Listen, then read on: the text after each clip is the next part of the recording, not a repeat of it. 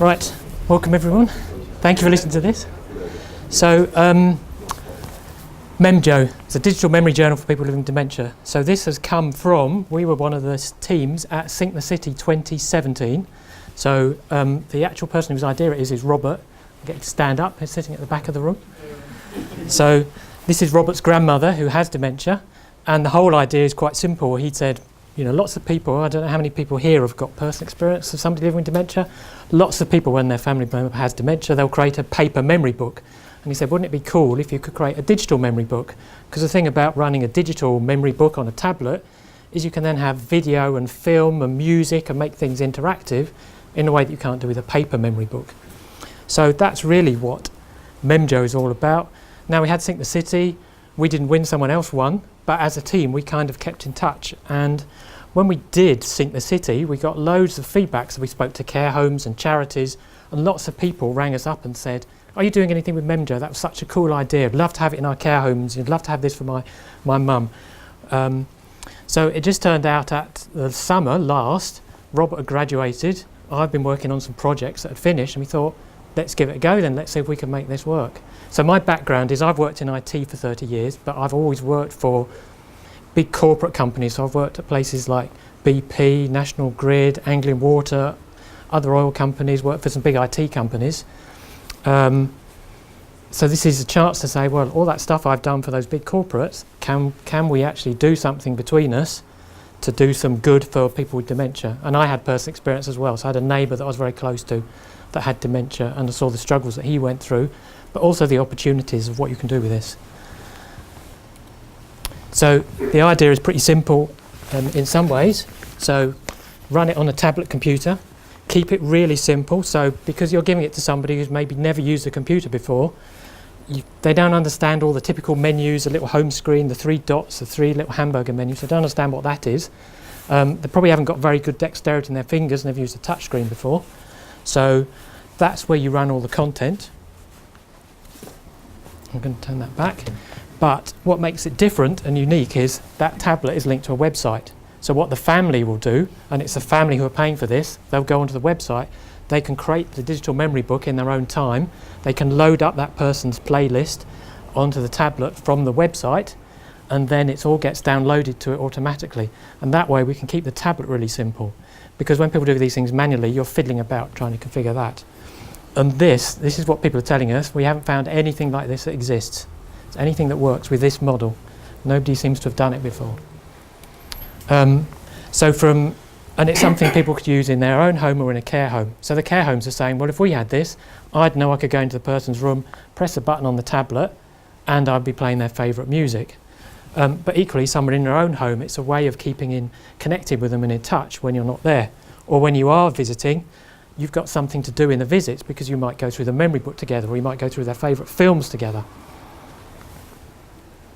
So what have we done? So we got together, we built a prototype. We then thought, okay, we need to learn more about dementia. We're all, you know, techies, IT people. Let's go to a conference. So we thought, okay, a lot of the conferences are all based on research. We went to the UK Dementia Congress, which is all about care. So that's our stand. So rather than go as attendees, we thought, oh, we'll create a stand. Let's see, you know, and they said, oh, as you're a startup business, we'll give you a cheap deal. So if anybody wants to know how to put a stand at a conference without spending very much money, let me know. And we got loads of good feedback there because there were care homes, there were charities, there were all sorts of research organisations. There were people there who were living with dementia. So we did that. We then tried to do some trials at care homes.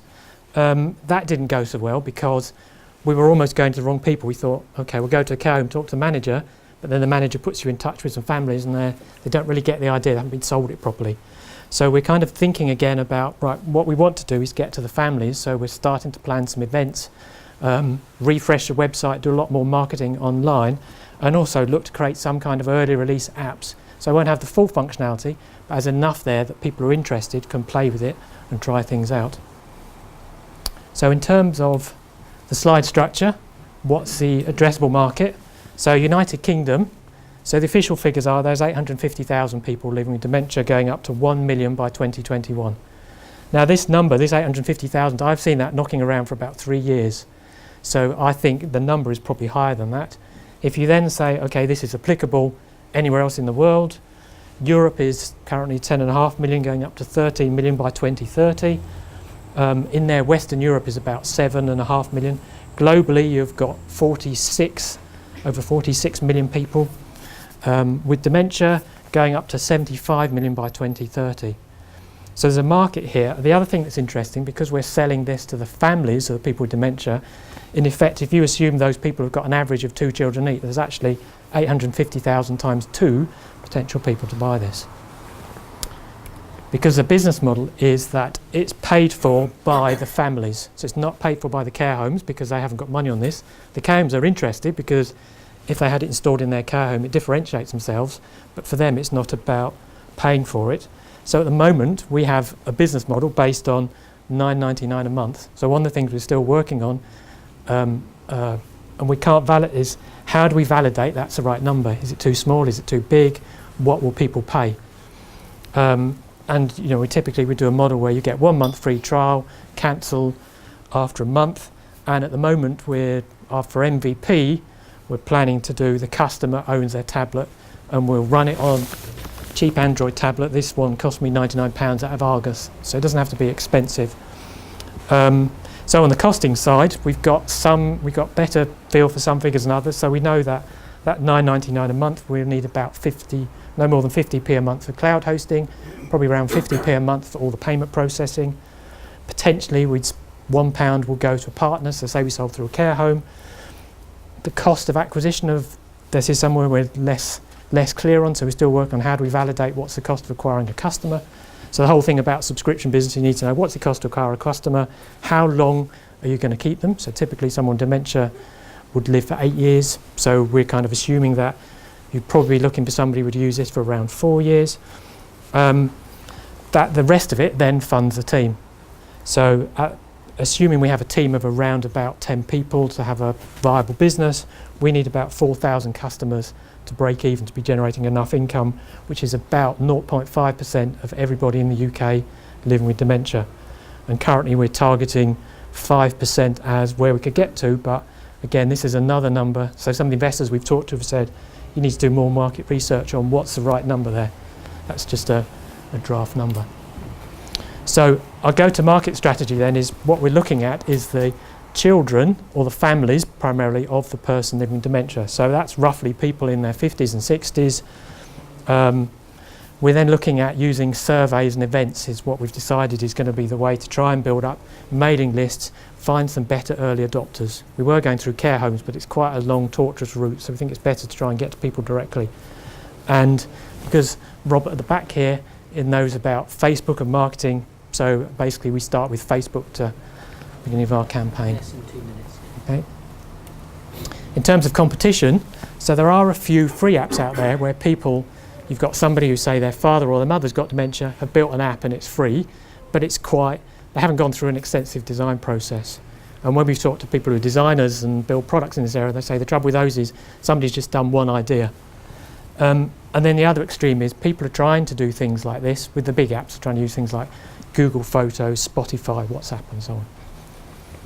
So in terms of the team then, so at the moment we're all working on this in our spare time. I haven't been working for a while so I can focus on this, but I'm going to need to go and earn some money. So that's me. You've got Robert at the back, who's currently working at a digital marketing company in London.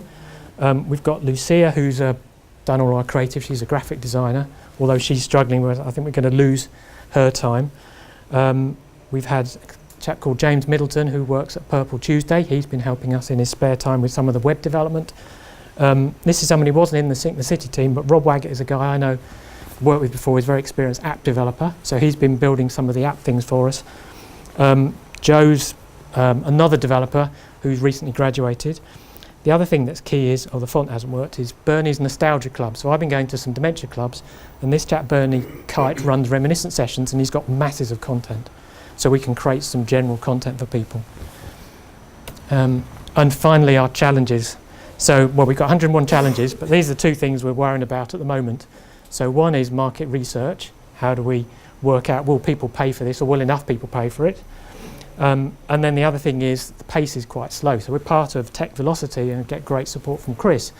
But we want to try and speed up the pace, and for that really we're looking to work out where can we go and get some grants or seed investment from. So I've got my business cards here if anyone doesn't get a chance to speak to me. Any questions, or if there's anything I can help with somebody else with in return for them doing something for Memjo, we're always interested to talk to people.